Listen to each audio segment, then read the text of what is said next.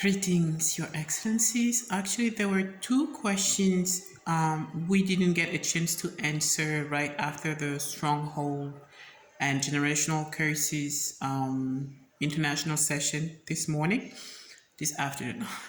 And one question was about, can an object bring a curse into a household?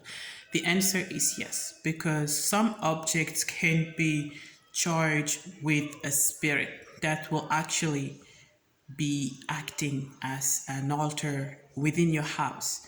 And by having that object in your home, you will be attracting demons and demonic activity in your household. That is why it's very important to pray for anything that you buy and bring into your house. To pray for also any presents that you receive. And if you're not convinced about the object, trash it, burn it, do as the Spirit leads you, because you don't want to open your house to some weird spirit that will just break the peace, that will kill your prayer life and your love for the word of God. The second question that we didn't answer was the one from someone talking about, what if you married to a person whose generational curses are very, very deep or very impactful.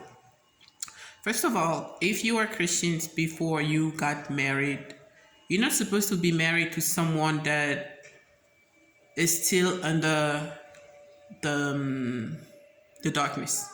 What I'm saying is, if you are born again, you should marry someone that is also born again.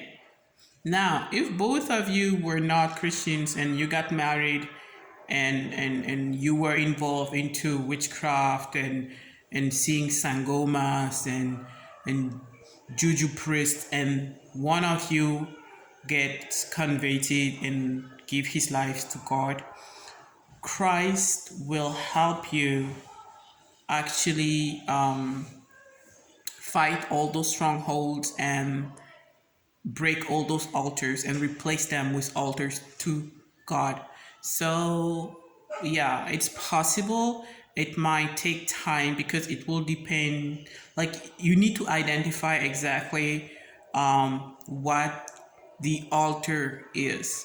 For instance, a family could be having like an altar for, let's say, financial success, but the price of that altar is that none of the girls will get married, or if they get married they won't have children, or they can have plenty of children but they'll never get married, and they also will have this very uneasy emotional life or relationship with their partners. So when you know that that is the altar, and before you get married, you need to deal with that. You need to deal with that. You need to break it up. You need to annul all the declarations, all the deals that were made on that altar.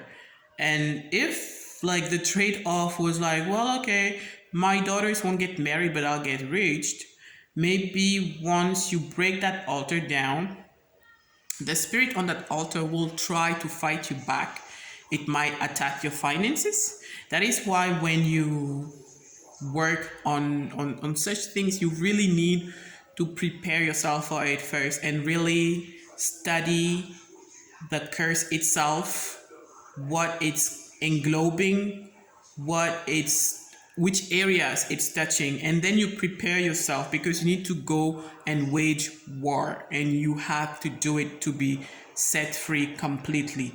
You have to renounce all the wealth promised by that altar, and just rely on Jesus for your well-being and all. He's faithful enough. So that's why I wanted to add. So I'm very happy that you were able to participate to today's session, and I can't wait for the next session. So see you next Saturday, 2 p.m. Central Africa time, GBR international session via Zoom. I'm Grace Mbeko from Senegal.